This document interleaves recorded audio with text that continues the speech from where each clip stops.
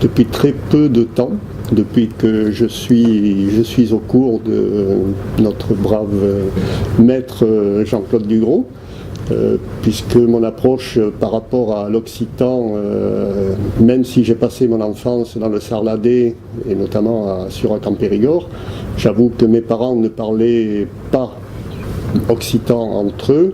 Les seuls mots d'occitan que je pouvais entendre, c'était quand ils échangeaient avec nos voisins ou quand de temps en temps je les accompagnais sur le marché de Belvès.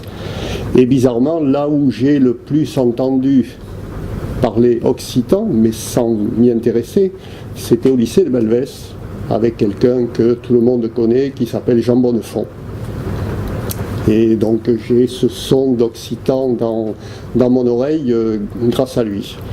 Et après, complètement parti travailler à Paris, la vie a pris le dessus et l'occitan, pour moi, c'était une annexe linguistique, même si j'ai toujours été intéressé par le Périgord, l'histoire du Périgord et tout ça.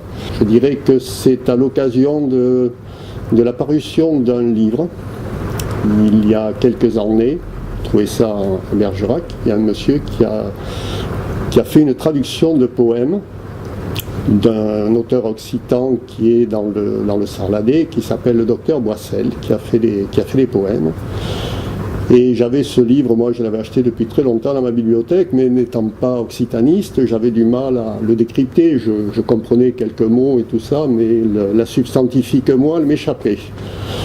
Et puis, à la vue de ces traductions, j'ai pas été satisfait. Ça me semblait ne pas correspondre à ce que j'attendais du texte original. Et bien, c'est ce qui m'a décidé à venir au cours d'occitan. Donc voilà pourquoi je fais de l'occitan depuis, je suis occitaniste depuis quelques années, depuis 5 ans maintenant. Tenir la conversation, je dirais non. Ce qui manque le plus, c'est quand même le vocabulaire. Pour moi, c'est quelque chose qui est le plus difficile à appréhender. Après, il y a aussi les règles grammaticales, les conjugaisons, mais ça, petit à petit, avec les dictées que nous faisons régulièrement, ça finit par rentrer progressivement. Avec qui on peut échanger en occitan, pour moi, c'est pratiquement personne, mis à part mes collègues de cours, parce que j'ai pas de connaissances avec qui échanger. Et ce qui m'attriste un petit peu, parce que c'est une très belle langue et ça serait dommage qu'elle soit perdue. Voilà.